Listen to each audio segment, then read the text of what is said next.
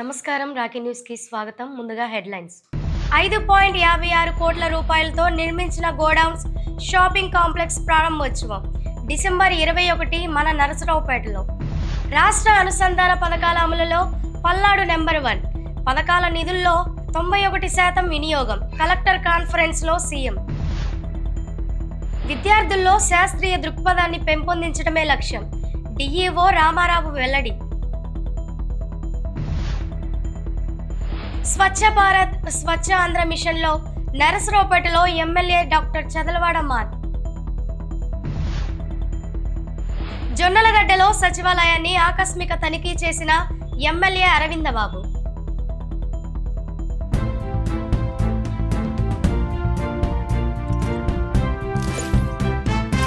The Guntur జిల్లా cooperative marketing society limited వారు నరసరావుపేటలో media సమావేశం నిర్వహించారు.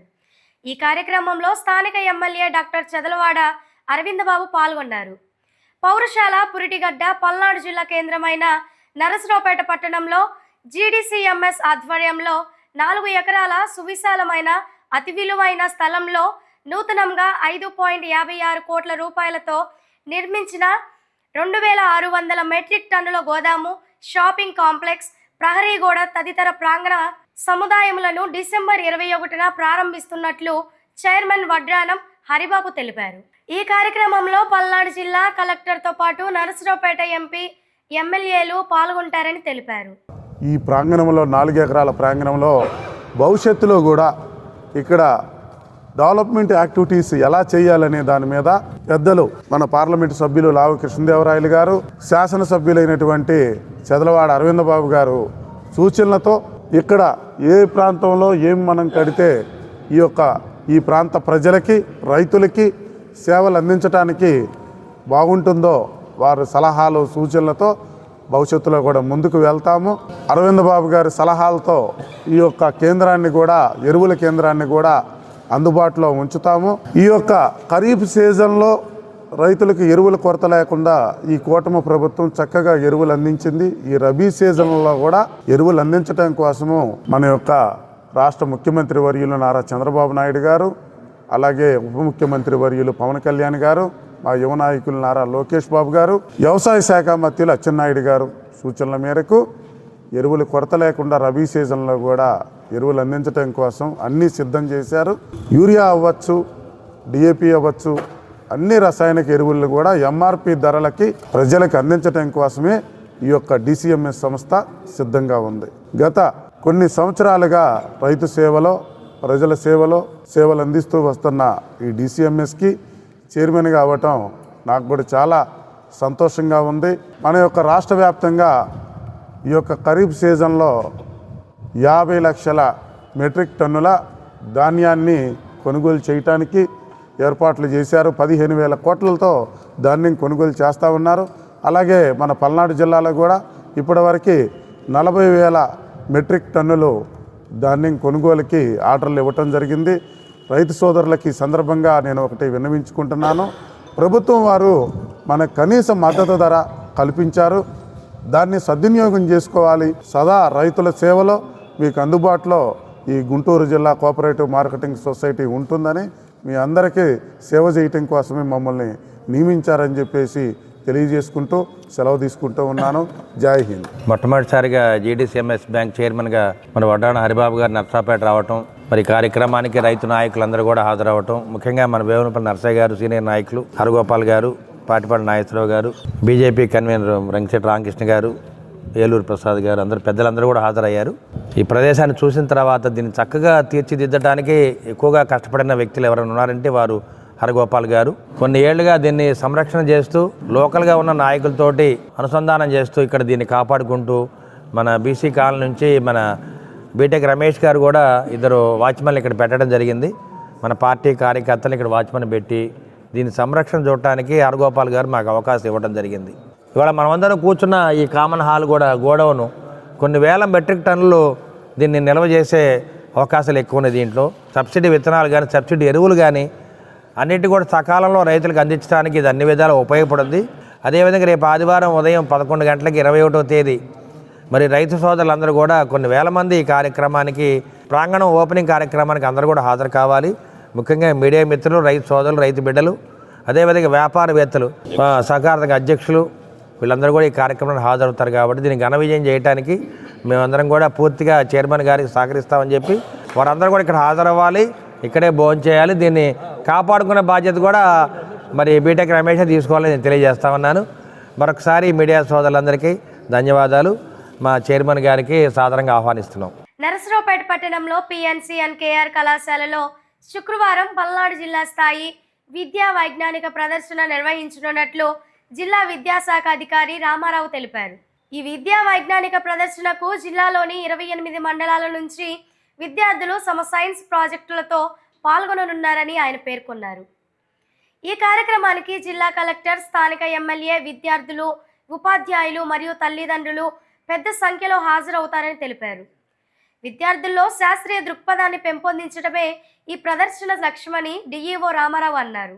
డిస్ట్రిక్ట్ లెవెల్ సైన్స్ ఎగ్జిబిషన్ రేపొద్దున నరసరావుపేటలో పిఎన్సి కాలేజీలో ఏర్పాటు చేయడం జరిగినది.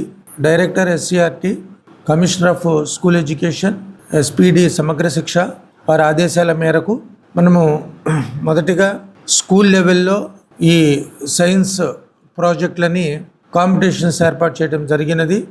దానిలో విన్నర్స్ని ఫస్ట్ అండ్ సెకండ్ ప్లేస్లో వచ్చిన ప్రాజెక్టులని మండల లెవెల్కి తీసుకురావడం జరిగింది.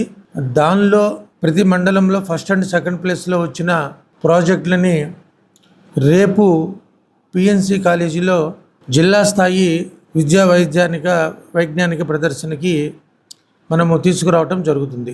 సో ఈ విధంగా 7 థీమ్స్ ఉన్నాయి. 7 థీమ్స్కు సంబంధించి 28 మండలాలకు సంబంధించి 58 మంది పిల్లలు ప్రాజెక్టులన్నీ తీసుకురావటం, అట్లాగే టీచర్ ప్రాజెక్టులు కూడా దీనిలో ఉండటము జరిగింది. సుమారుగా 140 నుంచి 150 లోపు ప్రాజెక్టులు వస్తాయని ఎక్స్పెక్టేషను. రేపు 10 గంటలకి పిఎన్సి కాలేజీలో మనకి గౌరవ ప్రజాప్రతినిధులు, జిల్లా కలెక్టర్ గారు, ఎస్పీ గారు వీరందరినీ కూడా ముఖ్య అతిథులుగా ఆహ్వానించి వీరి ఆధ్వర్యంలో దీన్ని ప్రారంభ కార్యక్రమము జరుగుతుంది. రాష్ట్ర అనుసంధాన పథకాల అమలులో పల్నాడు జిల్లా రాష్ట్రంలో నెంబర్ 1గా నిలిచింది. 47 పథకాలకు సంబంధించి 91% నిధులు ఖర్చు చేసి 26 జిల్లాల్లో అగ్రస్థానం పొందింది. 47 రాష్ట్ర అనుసంధాన పథకాలకు సంబంధించి మొత్తం 167 కోట్ల రూపాయలకు గాను జిల్లాలో 151 కోట్ల రూపాయలకు లబ్ధిదారులకు నేరుగా చెల్లించడం జరిగింది. రాష్ట్ర ముఖ్యమంత్రి కలెక్టర్ల కాన్ఫరెన్స్లో వివిధ అంశాలపై చేపట్టిన సమీక్షలో భాగంగా వివరాలు వెల్లడించడం జరిగింది. జిల్లాను నెంబర్ 1గా నిలపటంలో కృషి చేసిన అధికారులకు జిల్లా కలెక్టర్ కృతికా శుక్ల అభినందనలు తెలిపారు. నరసరావుపేట మండలం జొన్నలగడ్డ గ్రామంలోని సచివాలయంలో ఎమ్మెల్యే అరవిందబాబు అకస్మాత్తుగా తనిఖీ చేశారు. సచివాలయ సిబ్బందికి టైం టు టైం మెయింటైన్ చేయాలని, సమస్యలపై వచ్చే గ్రామస్తులతో వారిని కూర్చోబెట్టి వారి సమస్యలను తీర్చేలా ఉండాలని సచివాలయం సిబ్బందికి సూచించారు. చిలకలూరుపేట పట్టణంలోని ఏలూరు సిద్ధయ్య విజ్ఞాన కేంద్రంలో చిలకలూరుపేట మండల శాఖ కార్యవర్గ సమావేశం బుధవారం నిర్వహించారు. యూటీఎఫ్ రాష్ట్ర ఆడిట్ కమిటీ సభ్యులు పి ప్రేమ్ కుమార్, రాష్ట్ర కౌన్సిలర్ ఎన్ సుందర్రావు పర్యవేక్షణలో జిల్లా ప్రధాన కార్యదర్శి ఎం మోహన్ రావు ఎన్నికల అధికారిగా చిలకలూరుపేట మండల నూతన కౌన్సిల్ ఎన్నికలు నిర్వహించారు. ఎన్నికలలో చిలకలూరుపేట మండలం గౌరవ అధ్యక్షులుగా సోమపల్లి కోటేశ్వరరావు, మండల అధ్యక్షులుగా దొరడ్ల సుజాత, మండల ప్రధాన కార్యదర్శిగా షేక్ మొహమ్మద్ యాసిన్, సహా అధ్యక్షురాలుగా శ్రీమతి ఇంటూరి సునీత, ఎం ఉమామహేశ్వరరావు, మండల కోశాధికారిగా డి ఏసన్న నాయకులు ఏకగ్రీవంగా ఎన్నుకున్నారు. ఎన్నిక కాబడిన నూతన కార్యవర్గ సభ్యులచే రాష్ట్ర కౌన్సిలర్ ఎన్ సుందర్రావు ప్రమాణ స్వీకారం చేయించారు. యూటీఎఫ్ ముద్రించిన 10వ తరగతి టెస్ట్ పేపర్ల పుస్తకాన్ని జిల్లా ప్రధాన కార్యదర్శి మోహన్ రావు ఆవిష్కరించారు. ఈ సమావేశంలో రాష్ట్ర కార్యవర్గ సభ్యురాలు కె అరుణ, జిల్లా కౌన్సిలర్లు కె తిరుపతి స్వామి, వెంకటేశ్వరరాజు పాల్గొన్నారు. శుభ్రత, పరిశుభ్రతకు ప్రాధాన్యతనిస్తున్న ఎమ్మెల్యే డాక్టర్ చదలవాడ అరవిందబాబు, ప్రధాని నరేంద్ర మోదీ ప్రారంభించిన స్వచ్ఛ భారత్ మిషన్ దేశవ్యాప్తంగా పరిశుభ్రతను ప్రజా ఉద్యమంగా మార్చింది. మహాత్మా గాంధీ కలలు కన్న స్వచ్ఛ భారతాన్ని సాకారం చేయడానికి 2014లో ప్రారంభమైన ఈ మిషన్ ఘన వ్యర్థ నిర్వహణ, మరుగుదొడ్ల నిర్మాణం, పరిశుభ్రత అవగాహనపై దృష్టి సారించి దేశాన్ని మార్చేస్తోంది. ఆంధ్రప్రదేశ్లోనూ స్వచ్ఛ భారత్ను అనుసరించి స్వచ్ఛాంధ్ర కార్యక్రమాన్ని రాష్ట్ర ప్రభుత్వం ప్రతిష్టాత్మకంగా అమలు చేస్తోంది. స్వచ్ఛాంధ్ర కార్పొరేషన్ ఆధ్వర్యంలో నగరాలు, గ్రామాల్లో శుభ్రత కార్యక్రమాలు నిరంతరం జరుగుతున్నాయి. ఈ నేపథ్యంలో గురువారం నర్సరావుపేట కోర్టు ఆవరణలో శుభ్రత కార్యక్రమం నిర్వహించారు. నియోజకవర్గ ఎమ్మెల్యే డాక్టర్ చెదలవాడ అరవిందబాబు ఈ కార్యక్రమాన్ని స్వయంగా పర్యవేక్షించారు. జేసీబీ యంత్రాలు, కార్మికుల సహకారంతో చెత్త, రాళ్లు, పిచ్చి మొక్కలను తొలగించి కోర్టు ఆవరణను పరిశుభ్రంగా తీర్చిదిద్దారు. శుభ్రత కార్యక్రమం అనంతరం డాక్టర్ చెదలవాడ అరవిందబాబు కోర్టు ప్రాంగణంలోని టెన్నిస్ కోర్టులో టెన్నిస్ ఆడుతూ సరదాగా గడిపారు.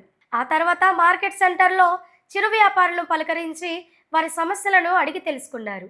ఈ కార్యక్రమంలో ఉమ్మడి కూటమి నాయకులు పాల్గొన్నారు.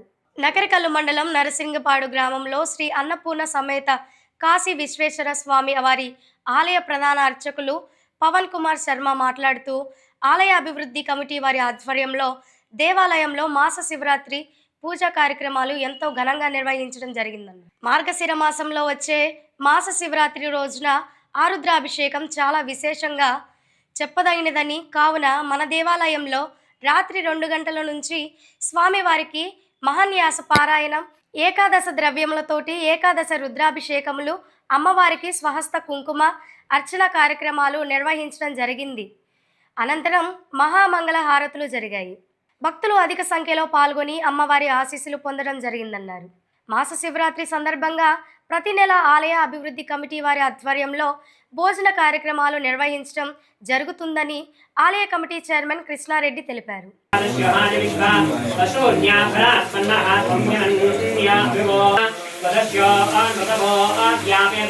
ప్రతి నెల మహాశివరాత్రి రోజును ఘనంగా జరుపుకోవడం జరుగుతుంది. ఇప్పుడు ఉదయాన్నే ఆలయ ప్రదక్షిణతో ప్రారంభమై 9 గంటలకు ఆలయ ప్రదక్షిణ ప్రారంభమైంది. తర్వాత మహాన్యాస పూజ 10 గంటలకు ఉంటుంది. తర్వాత అభిషేకాలు 12 గంటలకి జరుగుతాయి. తర్వాత కుంకుమ పూజ, ఆడవాళ్ళతో కుంకుమ పూజ 1 గంట జరిగింది. ఆ తర్వాత ఈ పూజలో ఇదివరకు పాల్గొన్న భక్తులందరికీ కూడా భోజనాలు ఏర్పాటు చేస్తాము. భోజనాలు అయిపోయిన తర్వాత విరామ సమయం ఉంటుంది. ఆ తర్వాత సహస్ర దీపాలంకరణ సాయంత్రం 5 గంటలకి ప్రారంభమవుతుంది.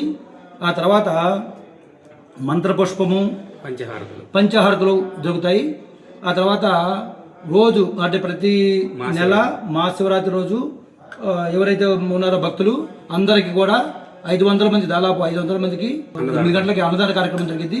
ఆ తర్వాత ఆ కార్యక్రమాలు ముగుస్తాయి. మార్గశిర బహుళ చతుర్దశి మహాశివరాత్రి పురస్కరించుకొని మన దేవాలయంలో ఉదయం నుంచి గణపతి పూజ, పుణ్యాహవాచనం, పంచగవ్య ప్రాశన, మహాన్యాస పారాయణ కార్యక్రమాలు జరిగినాయి.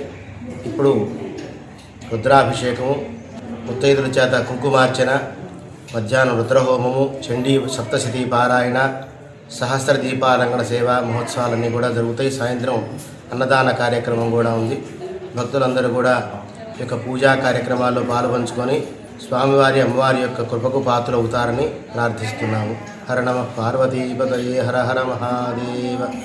48వ ఆచార్య నాగార్జున విశ్వవిద్యాలయ అంతర్ కళాశాలల అథ్లెటిక్స్ పోటీలలో 2 బంగారు పతకాలు, 2 రజక పతకాలు, 4 కాంస్య పతకాలు సాధించిన ఘనత శ్రీ సుబ్బరాయ అండ్ నారాయణ కళాశాలల విద్యార్థులకు దక్కిందని ప్రిన్సిపాల్ ఒక ప్రకటనలో తెలిపారు.